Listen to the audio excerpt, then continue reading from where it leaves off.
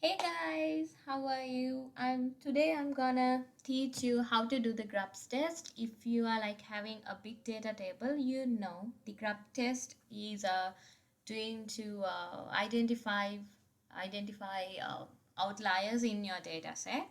So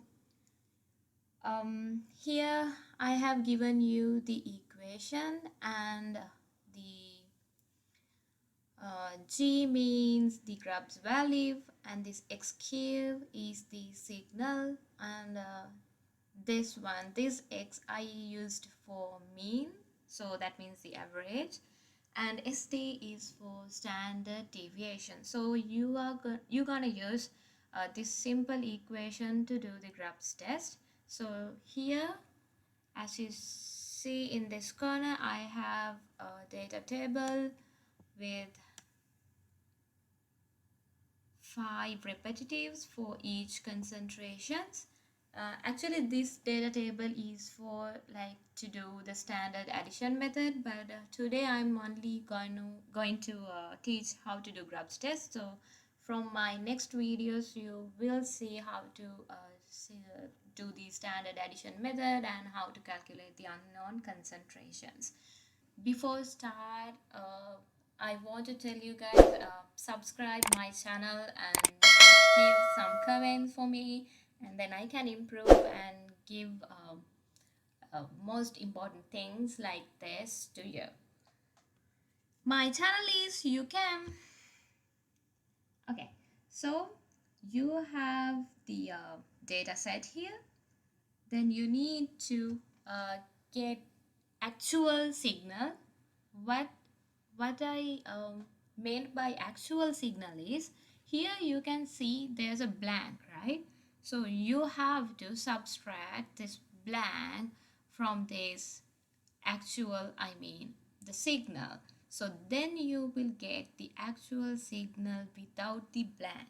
Okay, so for that I will name this column as subtracting blank. Okay, so I'm gonna name that column like that. Oh, and yeah, this one. And here you can see there are like 5 values for blank, right? For that one you have to take the average of the blank, average sorry average of the average of blanks. So that one. So I'm gonna take the average here.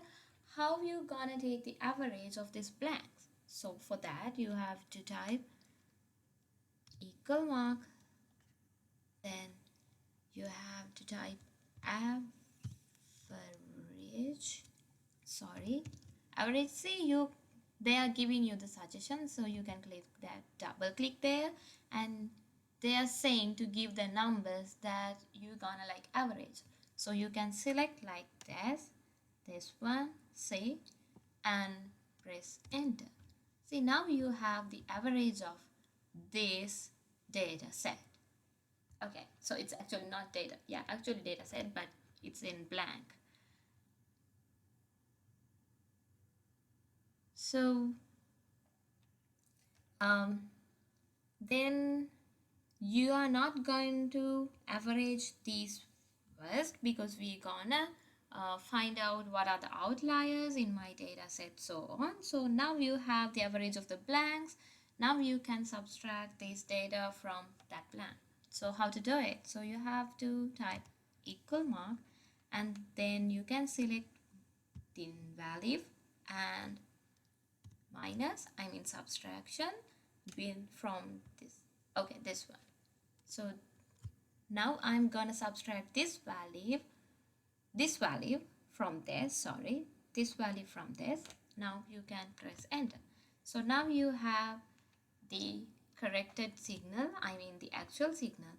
Now you can oh, the other thing is, so you will see the blank is a constant value, I mean constant value for this data, right? So you can put dollar marks for this like this, then that will be a constant subtracting value from each of these data. Okay, now you can drag this down like this. Okay, there you go, you have the actual signal now. So to make sure you are done this one correctly, you can go to a corrected value and double click there. So it's giving you, okay, B16 and C6. Yes, you have subtracted this value from there. Okay, now you are having the actual, I mean the corrected signal there. So now you need, for the Grubbs test, you need to make this clear, I'm gonna box this one first. Yes, outside is enough, I guess. Yeah, so for this one we need average. So for this one, let's see, okay, I can type average here, right? Average equals, how you gonna take the average again? Same as the one we did previously. Equal mark, type average. There you go, you can select that and you can select the data set and press enter. Here we go, you have the average like this. So you can copy this one for each data set because we're gonna do everything there. Wait, average, copy, and then for each data set, copy paste, copy paste, copy paste, and here you go, copy paste. Okay, so now you're gonna do the same thing for these ones. See, actually the other thing is, after you inserted the equation for the first one, you can insert it, that equation, to the other ones without like putting equal mark, then average, and so on. So you can just copy this one and paste here. And if you like feel it's not correct, then what you're gonna do, you're gonna go here and double click, and it's giving this one. So average C14 to C18. Yeah, that's correct. So likewise you can go down again, go down and go down. Okay, see, it's giving this average. Oh, sorry, it's something wrong with that. Okay, it's giving it, we can copy it and paste it. See, yeah, now all good, and we have the averages. Now what we need is, next, average means mean, we took that. Now we need standard deviation, so I'm gonna put ST and equal mark. How you gonna do the standard deviation? Again equal mark, ST and O. There you go, these two, standard deviation dot P, standard deviation dot S. So you're gonna confuse what you should select out of these two, right? So you have to select standard deviation S, that is for like samples, like simple sample sets. But for P is when you're gonna do standard deviation like for like population, like a huge amount of data, then you have to go for standard deviation P. But as you see in here, I have like 5 repetition data values, so it's a simple sample list. So I'm gonna use this one and I'm gonna give what is the data set? I want the standard deviation and press enter. So here you go, you have the standard deviation for this 5 data. So as I said before, you have to just copy everything as we did before.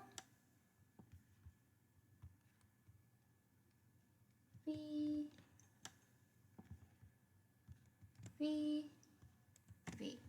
Okay, so now you have standard deviation and you can copy this one, paste here. So see, it's giving you the standard deviation of this data set. So again, you can copy this one, paste this one. So for the time being, I'm not gonna do the rest of it. I'm just showing these 3 data sets. I think it's okay with you guys. Okay, so now we have this one, this one, this one, and for grub test I need the count too. I will show you why I need count, but let's take count. How to take count? You can, like, it's 5, of course we know it's 5 repetitive data set, but how you gonna do it in Excel? You can put equal mark, then see count, double click and select the data set and press enter. Yeah, it's giving you the 5. So again, copy paste, and this one copy paste, copy paste. Okay, so now you have this. See, it's this.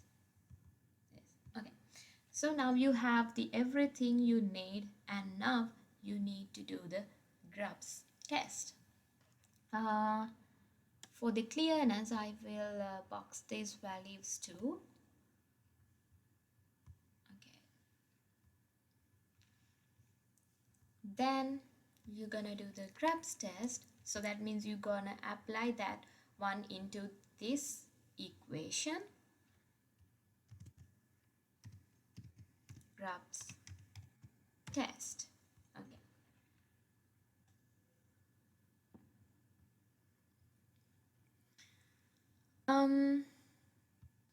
You can actually I have to get this up right there because this value also needed to be tested by the graph test.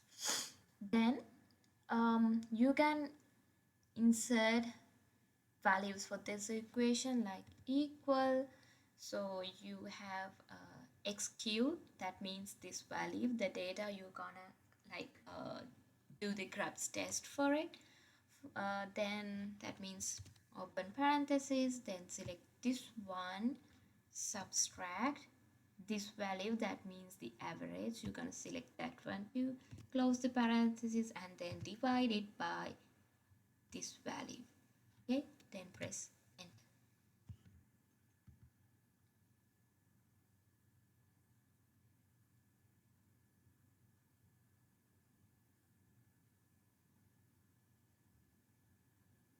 Oh, sorry about it. Oops. Okay, now here you go. Actually I've in the Grubbs test, it's not concerning about the like your answer is minus or whether it is positive, anything like that. So you need to take the absolute value. So for that one you need to select absolute, I mean ABS, then you have to put the equation. I will do it again. Put equal mark, then type absolute, here you go, and it's also open parentheses for you. Then you need to insert this xq. So for this one, and then you need to subtract that by the average. Okay, here you go, and close parenthesis, then divide it by the standard deviation, press enter. Here you go. Now you know you have these values. For this one I mean the average and st is gonna be like constant, right? I mean it's the same number, you have to do it again and again. So you can put the dollar mark dollar mark and dollar mark and dollar mark. Enter. Here you go. Then you can drag this up to here. Let's see, it's gonna correct. Yeah. So that is, use this value, subtract this value from there. Yeah, it did that, and then divide by this value. So that's good. So now you have Grubbs value for this data set. So likewise, you can do the same thing. Let's see, if you select this one, okay, sorry, this one, copy and paste. What you gonna do? Okay, so we have put that dollar marks there, right, for this value, so it's not changed here. So you can grab this one down to this one because this is the average for this data set, and then you can take this value 2 down, and here you go. Now you can drag this down.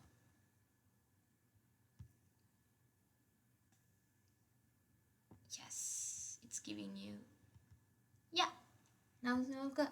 So likewise, so likewise you have to do the test for all these sets. Actually, if you feel like, okay, see, these values, let's take these values are like close to each other, right? See, so if you feel like there's no outlier here, so that's fine. If say here you have like 2 point something, then definitely you have to do the Grubbs test for that data, because it's gonna be like outlier like 2.7816, so it will be outlier. So for this one you can put for the XQ questionable signal and do the Grubbs test. But here for the safe side, I have done Grubbs test for all these data set. So likewise you have to go for this data set too. Okay, I'm gonna do that too. Copy, paste. As I said, you have to change these values down there like this and press enter. Now it's good. See, this value is subtracted by this value and it divided by the standard deviation. So likewise, then you can drag this down. Here you go. Now we have the values. Now how you gonna compare this one? For that one, you need the Grubbs value from the Grubbs table. For that one, I need the count of the signal, so that is the 5. So you can type in internet or whatever for like to take the Grubbs statistics. Now here you go, and in this table you have the number of observations. For this, for my data sets, it's 5, right? For each concentrations, it's repeated 5 times, so 5 is my number of observations. And here you go, you have confidence levels like 99.9, like 95, 90. So you can go for anyone, like anything, any confidence level. That's depend on your question. Like, but normally the standard way is to like go for confidence level 95. So like it's the like a most popular and like standardized confidence level. But if your question says look at for like 97.5% confidence level, then you have to look for these column. Okay, so say I'm gonna use 95 confidence level, so 5, and you are going along in that row. Here you go, you have 1.672. so let's put that one there. Sorry, this is not the correct one, this one. So G, let's say table. Okay, G table. So I'm gonna, yeah, okay, here you go. Then you can put equal mark. What I got? 1.672, right? Okay, that's from the table. From the Grubbs table. Okay, so now you have to compare this value with this one. If say there G table, yeah, is higher than the G cal table, subscribe, and this one, so I'm gonna subscribe. So if can I let's say 14. Okay, here you go. So if the Grubbs value we took from table is higher than these values, that means these are the Grubbs values we calculated. That's why I put gcal. So if these values are like lower than the value we are like taken from the table, then those are not outliers.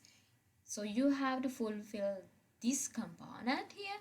So our value from the table is 1.672. You can look at 1.672, 1.672. No, but see, this is like close, this value, but it's not an outlier because it's lower than this value.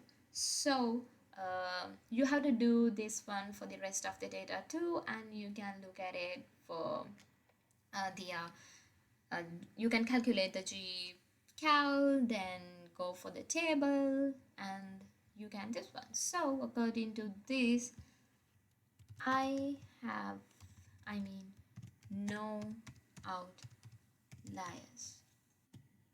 So I'm good with the Grubbs test and there's no outliers, so we can go for further calculations. So I said that this table is for standard addition method. So from so you can stay with me and you can watch my future videos to learn how to get a standard addition curve for this